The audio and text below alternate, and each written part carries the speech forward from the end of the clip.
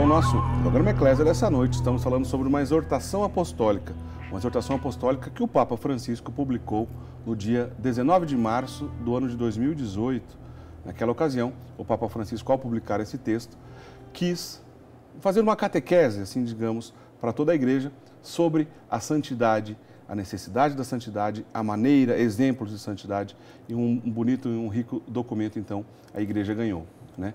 Estamos falando sobre a exortação apostólica Gaudete et Exultate, que na prática, Padre Guido, esse nome em latim, em português, seria a tradução? Alegrai-vos e regozijai-vos, certo? Como uma repetição de alegrai-vos. Ter dentro de nós uma grande alegria, porque a vocação para a santidade nos atinge plenamente. E Deus, que é muito também paciente, aguarda até o último instante da nossa vida para que se realize esse seu projeto, que se identifica inclusive com a sua divina vontade. Padre Guido, no bloco anterior nós começamos a nossa conversa falando sobre a diferença entre uma exortação apostólica e de uma carta encíclica. E o senhor disse que a exortação apostólica tem um apelo pastoral, não necessariamente se trata ali de um ensinamento mais concreto em relação à doutrina, mas pode ser voltado por um povo, por uma cultura, por um período, em relação a uma orientação pastoral, uma vivência da fé e tudo mais, não é isso? Exato, é o pastor que se manifesta em benefício das suas ovelhas. Bonito. E que quer o bem das ovelhas, se for o caso até de corrige, se é o caso de promover uma iniciativa, também apresenta, né? Mas não numa forma, digamos assim, absoluta, ou que não admite nenhum questionamento, não. É um aconselhamento, é a palavra, uma exortação, como diz a mesma palavra. Uma exortação porque ele quer alcançar o objetivo de um povo que caminha rumo à santidade. Então é possível, Padre Guido, que a gente encontre uma exortação apostólica ao longo dos séculos na Igreja, que tinha uma validade específica para um grupo, para uma cultura, para um período, e depois não tem uma validade numa outra ocasião? Vamos dizer, uma exortação que acaba ficando limitada ao tempo e depois ela perde seu valor? Sim, historicamente isso é comprovado, Diácono Eric, né? E quando a Igreja acompanha o caminho da história, e a história apresenta tantos capítulos diferentes, né? Onde se encontra um feliz final para algum capítulo, outros permanecem com ramificações e o problema continua até durante a evolução de outros séculos. Por exemplo, temos uma congregação dos padres mercedários, né? Que do 13º século, se não vou errado, de fundação. Espanhola, uma congregação espanhola, né? Exato, fundada na Espanha. E naquela época havia muitos escravos. Agora, o fundador, né? Pedro Nolasco, que é o fundador dos mercedários. Exato. Fundou a congregação dos padres mercedários e se entregavam aos cuidados de Nossa Senhora da Mercê, certo? E faziam um trabalho para poder libertar os escravos da escravidão. O carisma desses padres mercedários era trabalhar pela libertação dos escravos. Pela libertação dos escravos. Graças a Deus, por tanto tempo, funcionou com uma maravilha. Hoje, porém, existe esta mesma congregação com o mesmo nome, mesmo fundador, dentro de um carisma que atinge a escravidão num outro sentido. Há pessoas que são escravas, por exemplo, dos vícios, da droga, do tóxico, do álcool, até dos jogos, digamos assim, né? Até dos capítulos da novela, são capazes de fazer qualquer sacrifício para não perder o capítulo da novela, etc. Né? É como é importante não sentirmos escravos destas coisas. Por isso, né, é um trabalho que é feito nas dimensões da sociedade de hoje. Não temos mais escravos, mas temos pessoas que são escravas de tantos vícios. Por isso o carisma está de pé. Interessante o exemplo que o senhor colocou. Os Mercedários, lembrando, foi fundado por Pedro Nolasco no ano 1218, século XIII, na cidade de Barcelona, na Espanha, né? Então, uma congregação religiosa que nasce com esse carisma de trabalhar pela diminuição e a extinção da escravidão, não tendo mais a escravidão como naquela época, adapta para outro tipo de escravidão. Perfeito, sim. Isto é bastante normal. Aliás, esta observação, Diácono Eric, me proporciona também uma outra expressão. Se nós analisarmos a vida ativa, consagrada, por exemplo, a congregações de vida ativa, notamos que há muitos carismas bem semelhantes. Certo. Na educação, na assistência aos pobres, aos órfãos, nos hospitais, etc. E já houve até uma tentativa dentro da mesma estrutura da igreja de unificar várias congregações, especialmente femininas. Certo. A título de curiosidade, meus amigos, as congregações femininas aprovadas pela igreja superam o número de 800. Bastante, hein? Na igreja. Masculina, 150. Que diferença. É muito diferente, exato. Mas, após ter feito determinados estudos, a igreja acha por bem deixar o carisma, porque cada carisma tem sempre algo a mais. Né? E depois, não vamos colocar limites à ação do Espírito Santo, né? Que intervém dentro da igreja como ele quer.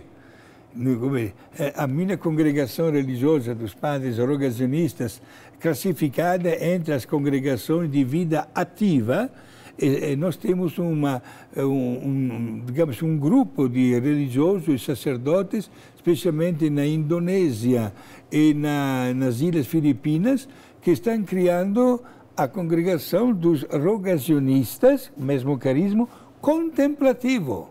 Quer dizer, inicialmente o fundador não tinha pensado isso. Não tinha pensado, está nascendo. Contemplativo. Gente, isso não deve parecer uma separação, né? Duas ramificações. Não, é uma riqueza dentro da igreja, né? Porque o Espírito Santo mostra a sua capacidade de criar exatamente o símbolo da santidade acessível a todas as pessoas dentro das suas profissões e com objetivos bem diferenciados. Que maravilha. É muito profundo isso. É uma constatação de uma igreja viva, né? Que o Espírito Santo conduz como quer. O mesmo São Francisco de Assis, por exemplo, ele não fundou as 3 famílias franciscanas. Ele fundou os frades mínimos, chamados assim, mínimos, né? E quando, depois da morte dele, olha o que aconteceu, gente. 3 ramificações que continuam dando à igreja frutos de grande santidade, seja homens como também mulheres, seja na família franciscana, dos conventuais, dos capuchinos, e com derivações de nome franciscano usado para tantas outras congregações masculinas e femininas. Muito bem.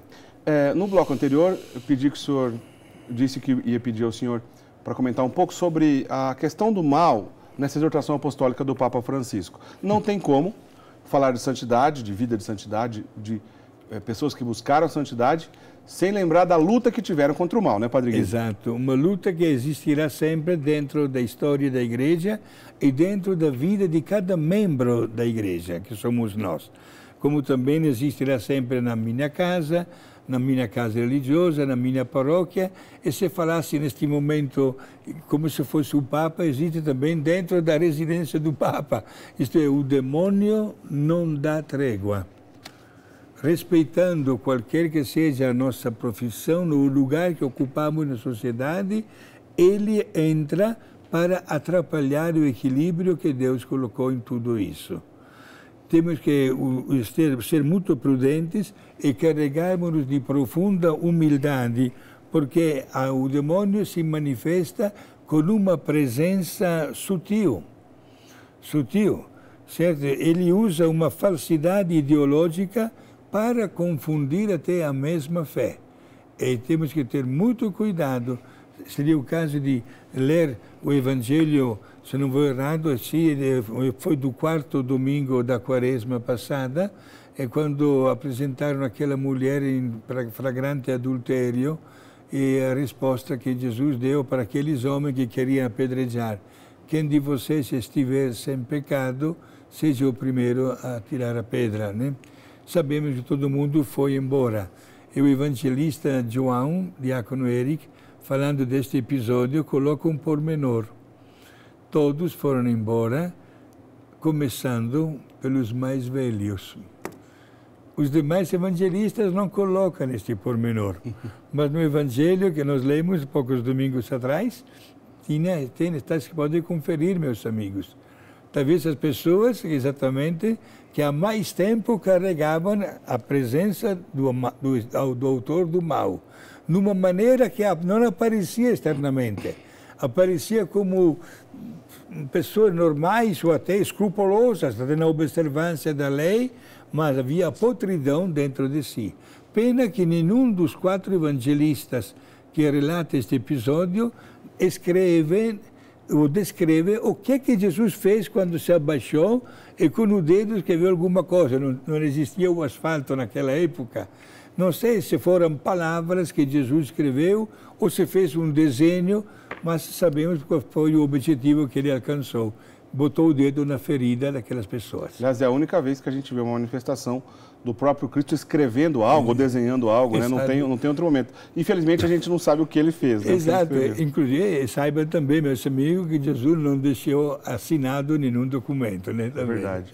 Padre Guido, então, voltando aqui à questão do mal, o Papa Francisco deixa claro dessa ação do mal, mesmo dentro da igreja. Quer dizer, lembrando, não é porque a pessoa está buscando uma vida de santidade que ela está livre dessa ação do mal, Padre Guido? Não, absolutamente.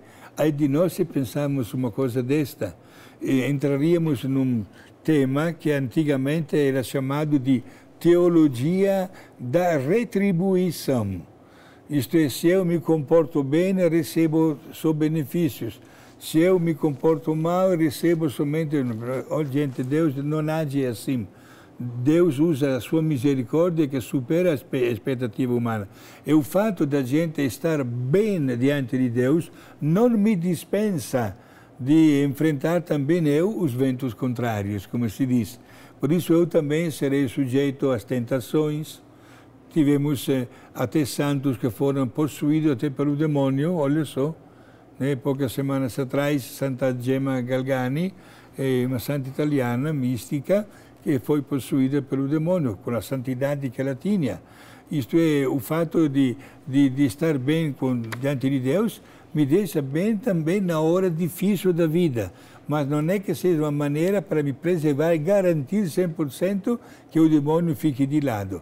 Aliás, sabemos que se o demônio odeia de uma maneira particular as pessoas, ele tem uma preferência e manifesta todo o seu rancor com os santos e as santas, com as pessoas que vivem integralmente a sua vida cristã. Se entramos no campo do exorcismo, alimenta um ódio tremendo para os exorcistas, porque sabe que mesmo gritando, o demônio é obrigado a deixar o corpo daquela pessoa. É por isso que a igreja requer até uma integridade de vida para as pessoas que exercem este ministério para libertar do demônio, etc. Gente, quanto mais, porém, nós estamos carregados de Deus, poderemos um dia repetir a mesma frase, falando de exorcismo, que o grande exorcista Padre Gabriel Amorth, italiano, né? Sim, faleceu ano retrasado, com 92 anos, entre aspas, praticou 70 mil exorcismos. Puxa vida. A serviço direto do Vaticano. Quando um dia lhe perguntaram os jornalistas: Padre Gabriel, o senhor não está com medo do demônio? Com toda a sinceridade, o padre respondeu: não, é o demônio que está com medo de mim. Olha, é muito bonita, é muito profunda, né? Esta frase. Por isso, quanto mais vivemos unidos a Deus, mais nos tornaremos um obstáculo para que o demônio possa estar perto de nós. Lembrando que quem gosta de estudar esses assuntos, o Padre Gabriel Amorth é uma fonte segura. Sim. Né? Ele tem diversos livros publicados, relatos de um exorcista, novos relatos de um exorcista, exorcistas e psiquiatras, lembrando aqui alguns títulos importantes que o Padre Gabriel Amorth escreveu. Padre Guido, o senhor citou lá no começo da nossa conversa, mas disse que o senhor retomaria, agora é uma boa oportunidade. Tem um texto, né, base que serviu de apoio para a construção dessa exortação apostólica, e o senhor já citou de antemão esse texto, e ele aparece em dois evangelhos. Sim. Então pode explicar para a gente se tem uma diferença substancial nesses dois textos e do que a gente está falando, Padre Guido? Sim, exato.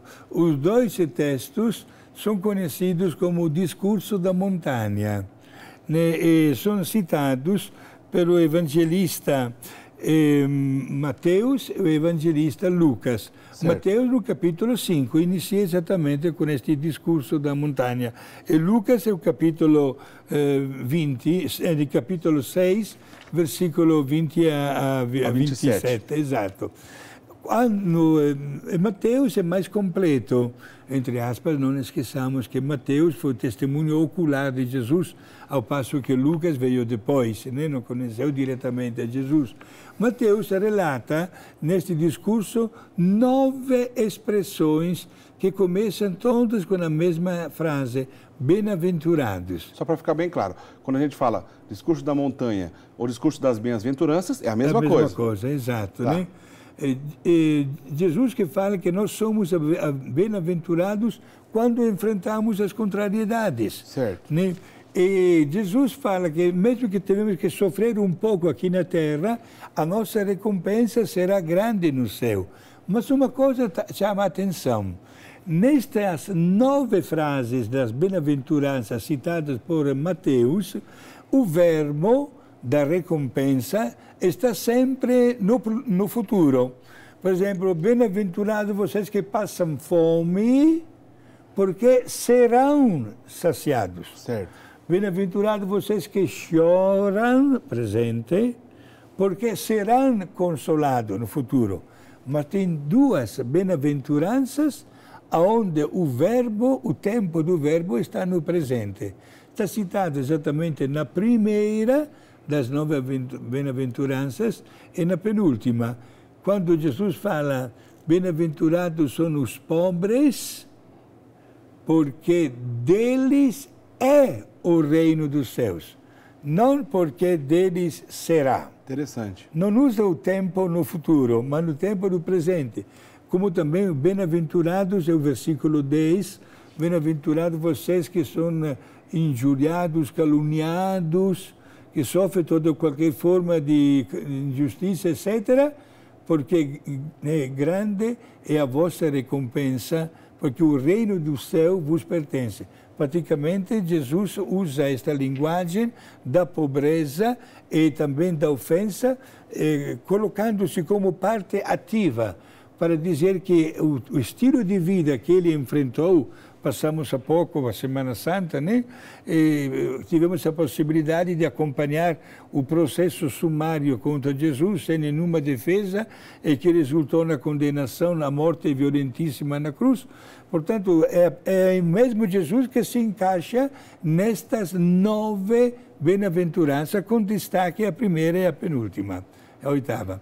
Certo? Agora, o evangelista Lucas, no capítulo 6, versículo 20 a 27, fala de 5 bem-aventuranças, não das 9.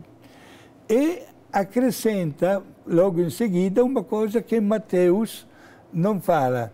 Lucas acrescenta, mas cuidado de vocês se hoje vivem na fartura, na riqueza, despreocupado com tudo e com todos, porque, cuidado, vocês passarão fome um dia. Isto é, ele coloca um futuro não dos melhores. Bem-aventurados são as pessoas que sofrem, mas cuidado de você se nunca faz nenhuma experiência de alguma coisa contrária na tua vida, ou que você sempre superar ou colocar de lado, não quer nem saber, não. Porque até, volto à expressão, o vento contrário poderá sempre atingir também a tua pessoa. E você deve estar sempre bem preparado para enfrentar também as contrariedades que se manifestam até no silêncio, na aceitação do outro, em deixar de lado uma opinião pessoal para agradar uma outra pessoa, doar também o meu tempo para a glória de Deus, etc. Por isso, estes dois discursos são exatamente o texto base que justifica a redação completa da exortação apostólica Gaudete et Exsultate. Na sequência, o Papa Francisco, no capítulo 4, o senhor já lembrou no começo, mas vale a pena a gente destacar de novo. O Papa apresenta 5 grandes manifestações de amor, né? E na sequência, Padre Guido, o Papa apresenta vamos dizer assim, um clássico da catequese católica, vamos dizer assim. E que eu tenho a impressão que o senhor sabe de cabeça todas elas. Explica para a gente do que se trata, Padre Guido. Bom, são a maneira, a modalidade da nossa manifestação do dia a dia. Dizia o San João Maria Vianney, um sacerdote triste é triste sacerdote.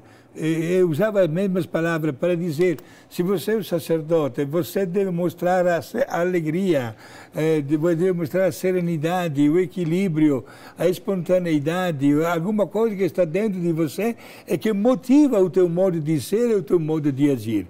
As 5 manifestações do amor citadas neste documento são a alegria e o bom humor nas coisas, né? A audácia e o fervor que deve ser renovado, né? Viver compartilhando as nossas coisas dentro de uma comunidade, que pode ser a família, pode ser a comunidade paroquial, pode ser onde nós trabalhamos, até o caminho da televisão. Consideramos que chegamos em tantas casas com a palavra de Deus, né? Com a oração e a adoração também, né? E depois, sobretudo, não ter medo de agir, porque estamos colocando diante das pessoas a alegria da graça de Deus. Por isso, agir com espontaneidade.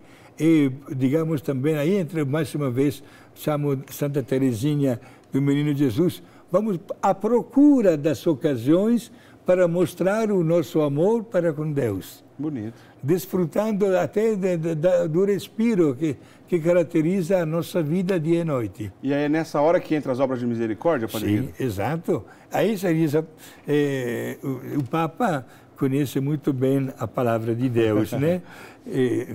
Deveria dizer, todos nós sacerdotes deveríamos dedicar um tempo hábil diariamente ao conhecimento da palavra de Deus. E o Papa cita exatamente o capítulo 25, sempre do Evangelho de Mateus. Mateus, no capítulo 5, apresenta as bem-aventuranças.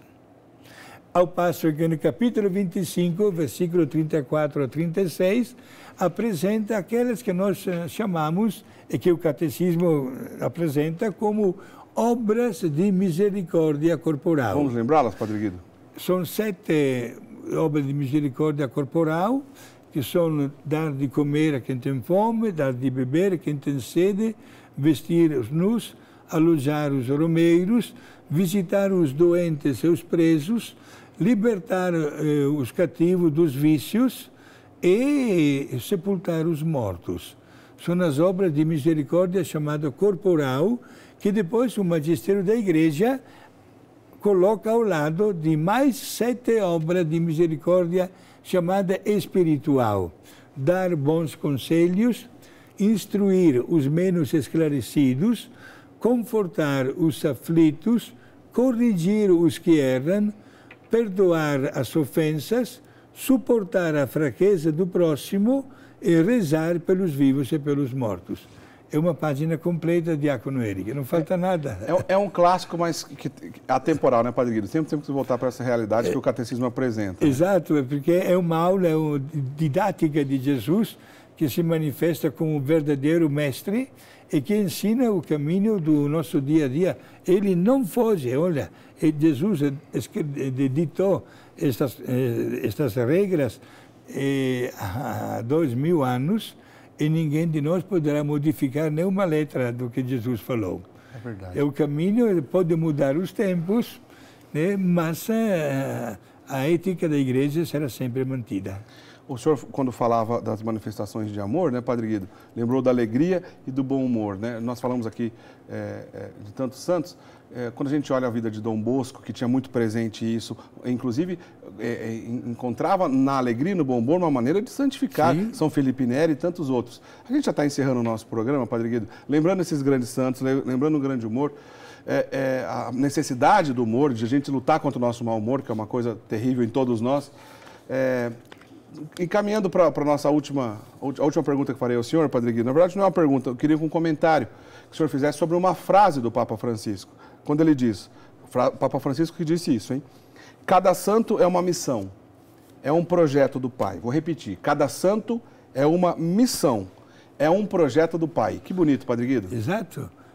Para dizer bem claro que o Papa, através desta expressão, respeita a cada um de nós. Tem um grande amor, não alimenta nenhuma inveja de alguém que tenha qualidades maiores ou menores, de uma profissão ou de outra, ou qualquer estado de vida profissional. Todos somos chamados a realizar o projeto de Deus que se identifica com a nossa santificação. Portanto, Deus tem um projeto de santidade adaptado, digamos assim, para cada um de nós. É muito importante isto aqui, porque ninguém deve perceber de estar, digamos assim, vivendo uma situação de abandono ou de afastamento de Deus, não. Deus estará presente na minha vida, seja quando estou com o sorriso pronto, como também quando enfrento uma dificuldade. Eu costumo dizer, Diácono Eric, na hora que celebro um casamento, eu digo para os noivos, quando um dia soprar um vento contrário, uma dificuldade na vossa vida, no vosso relacionamento, procurem olhar mais uma vez para o álbum fotográfico que está sendo gerado nesta hora, né, para que vocês vendo a vossa emoção e a emoção que está gravada no rosto de tantos amigos que vocês fizeram questão de convidar, vocês possam fechar o álbum fotográfico e partir para uma nova experiência. Que bonito. Papa João Paulo II dizia, usando a mesma linguagem para os religiosos e religiosas, se chega um momento de crise na tua vida, pensa o momento da tua profissão religiosa. Não tinha crise naquele momento, tinha só ardor, por isso usa a palavra renovado fervor. É necessário, às vezes, fazer um passo para trás, desculpe a expressão, para depois fazer dois para frente. É necessário voltar às origens e renovar aquele amor que determinou uma escolha que nós fizemos na vida. Por isso, só nos resta louvar a Deus, né, pelo ensinamento Exato. Dos grandes papas, santos papas tão recentes aqui, próximo à nossa geração, e no caso desse documento, do nosso querido Papa Francisco, né? Leiam a exortação apostólica Gaudete et Exsultate, é uma riqueza, vale a pena ler. A gente não tem mais tempo para a gente continuar conversando, só vou pedir a bênção do Padre Guido para encerrar o programa de hoje. E que esta bênção que a gente dá para nossos amigos seja mesmo mais um compromisso de fidelidade a Deus que nos chamou e de uma resposta que nós podemos dar a Ele, que nasce e brota do nosso coração. A todos a bênção de Deus Todo-Poderoso, o Pai, o Filho e o Espírito Santo. Amém. Obrigado. Só para encerrar rapidinho, sem ser os santos que nós já citamos aqui hoje, falamos de vários, né? O senhor lembraria um exemplo para alguém de casa lembrar e aproximar e ler um pouco mais sobre a vida de um santo? Eu aconselharia aquele que também prefiro, Teresinha do Menino Jesus. Ah, mas tinha que ser uma nova, essa o senhor já falou, tinha que ser uma outra que não falamos no programa de hoje. O senhor está bem devoto dela, o senhor não quer largar dela, estou vendo, né, Padre Guido? É verdade, isso é verdade. Sim. Não, mas valeu a dica, porque obviamente Santa Teresinha é uma gigante na igreja, uma doutora da igreja, né? O senhor sempre fala dela e, por favor, volte a falar dela, que vale sempre a pena. Obrigado. A gente está encerrando o nosso programa de hoje, né? Foi uma grande alegria estar com todos vocês. Na semana que vem a gente se encontra, se Deus quiser, para mais um tema relacionado à doutrina da Santa Igreja. Até lá, se Deus quiser. Tchau, tchau.